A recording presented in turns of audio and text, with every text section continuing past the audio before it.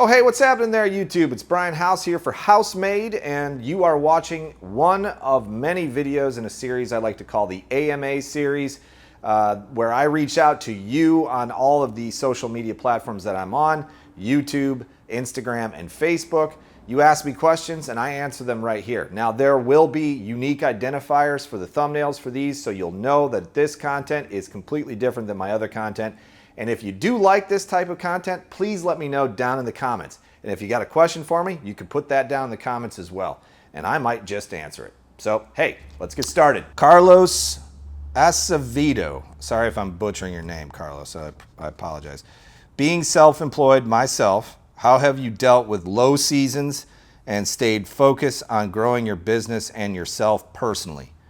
Any routine or structure you recommend checking out? Okay. Yeah, he asked a few questions here, but yeah, that's a good one. How do you deal with the lows and the highs in business? Short answer is you got to have a little bit of a penchant for risk. You know, you have to understand and calculate a risk. So when I think about a business venture, and I've done a few of them, so I've had them fail.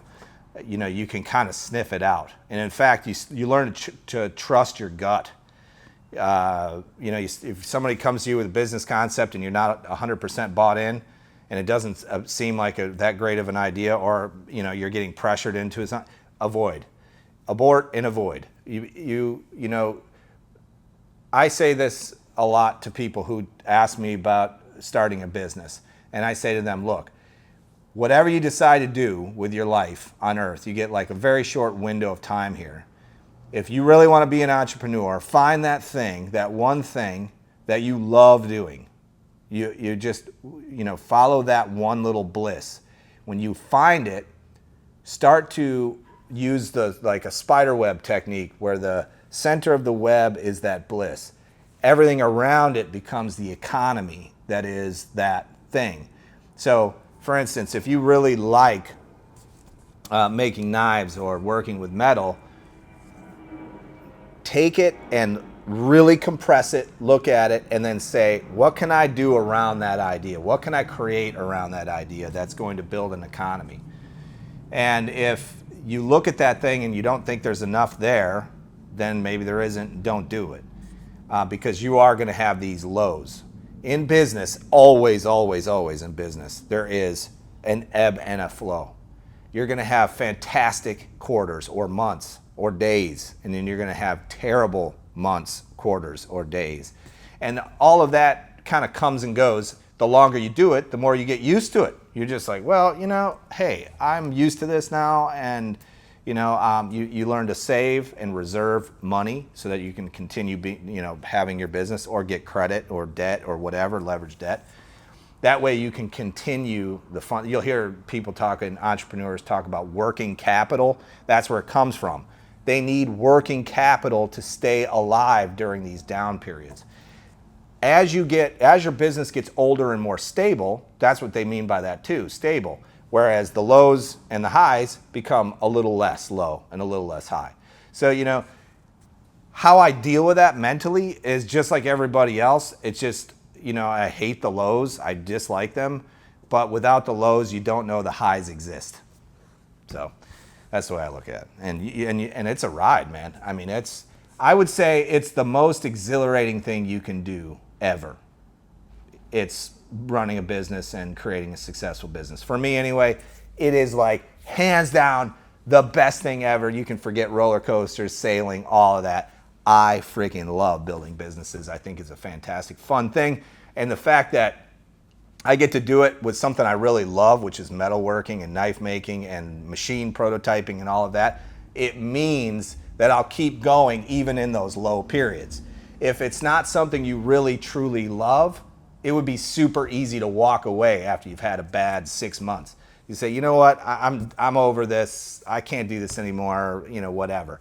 It's the passion that keeps you going. It's the thing that you love that keeps you going, even when that thing is sucking you dry like a friggin' vampire. That business can just drain you financially, emotionally, and mentally, And the passion is the only thing that replaces those deficits. All right, Weekend Wrench Turner asks, I admire the guts it takes to start a small business. What was the biggest hurdle, struggle that you faced in making your business a reality? That's a good one. That is an excellent one. Well, there's multiple challenges, obviously. What I talked about earlier about finding your passion and coming up with a concept. The business I ran before this one was a service-based business, so it was like kind of simple. It's like I offer a service, I charge a rate, and then you hire people to do that with you, and they charge money, and then the difference you get to keep. Service-based business, fairly simple concept. It's been around forever. I do something for you, in exchange you pay me, that kind of thing. And it just happened to be computers because that's what I was passionate about 20 years ago. And it was a newly sort of forming thing. Computer repair was a necessity, but there wasn't like a lot of people doing it, so it was an easy business to get into. What I quickly learned was, because I am an introvert, I really dislike the customer face interaction part of it. People, when you start a service-based business, especially if it's like a repair type business, the people that you're talking with are already frustrated. So by the time they get to you, they're frustrated or whatever. So coming up with a concept basically for the business, that's like the first step, and again, that's the passion piece. Like if I think about it, I want my passion to fuel me and push me, use that as my motivator to keep going when times are tough. So that was like the number one hurdle, I think, was just coming up with the concept. What I liked about developing House-Made Industrial was it gave me the flexibility to sort of figure that out as I went. The business sort of found me. I didn't find the business. And I say this a lot too in the podcast and talk about this on other podcasts, where the market will decide for you. So when you're creating YouTube content and you're making videos, you can literally boil the data down. You can look at it and see what are people watching. And when I did that with the grinder project, I started posting videos about my journey of building a grinder and designing a grinder and prototyping it. And then I could look at the analytics and see that more people were interested in that than anything else. And it was because I think I was more interested in it than anything else. And you were reflecting, you're my viewers, and you were watching me do it. So it felt like I was like looking into a mirror a little bit, and you were encouraging me to continue through the comments and through your support, through liking, sharing, and all of that. So it became like this, you guys are, like I say this all the time, I'm so grateful for you guys because you are the reason for my success. Yes, I started a company, yes, it's my idea, blah, blah, blah, but without you, none of this is possible. And that's, I think, the beauty of this thing is that it just kind of grew grassroots. It grew up out of nothing, and it was a collaboration between you and me. So I love that. And other entrepreneurs may not tell you this or share this information because maybe they don't know it, or maybe they just don't care. But every single person around you is not going to support you for the most part.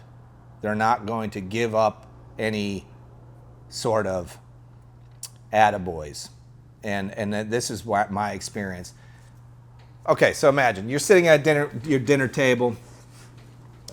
You got your siblings there, you got your mom, your dad, maybe your spouse, a girlfriend, boyfriend, whatever. And you're like, look, I got this great paying job over here, this is a thing, and I'm not really happy with it, but I really want to do this. And you share your idea for your business. And then you say, I'm going to quit this job over here, and I'm going to start this business. And let's just say you got a baby on the way, or you got a couple kids, you got a mortgage, you got a whole bunch of stuff. Every single person at that table is going to look at you sideways and basically tell you not to do it. And then they're going to continue to tell you not to do it for probably a while. And then if you do fail, they're going to tell you, I told you so. You have to be able to turn that off. You have to be able to silence the opinions and judgments of everyone around you because they're just projecting their own stuff onto you. Because maybe they don't feel like they could start a business, or maybe they don't feel like they have what it takes to make this happen. I faced some of this, and it was really tough because I felt like that's a lot of pressure. You know, when you start your first company and things are going whatever, you know, you're doing whatever, and let's just say you have some hard months, and everyone around you is going, see, I told you so. Oh man, does that suck? It's a really terrible feeling. So that's a huge hurdle. You have to literally be able to turn off the outside world, and you have to become hyper-focused on your own success. That's a super difficult thing because most of the things you've tried to do, most of the endeavors you've ever done, you had help. You had people who are willing to help you. Don't expect it though when you start a business. Here's what I will tell you. The minute you become successful, all of these people will come out of the woodwork and they will support you and they will give you the attaboys and they'll tell you good job and they will do all that. And that's a great feeling. You know, that's something that you get to rub their nose in. Hey, right? Look at what I did. So, all right. All right, I appreciate you guys. If you got something out of today's video, you know what you can do. You can hit that thumbs up button. And if you're not already subscribed, hit that subscribe button. And if you click that little bell, you get a notification every time I upload something to YouTube. Many ways to support my channel. By far the best way is to go to housemade.us, buy pieces, parts, and plans for the Revolution 2x72 belt grinder project. You can like this video, you can comment on this video, you can share this video, and or you can go out into your workshop. You can make something, you could take a picture or a video of that, and you could tag me on your favorite social media platform because I would love to see it, and that's considered support too. Listen, I hope to see you guys in the next video. My name is Brian House, and this has been Housemade.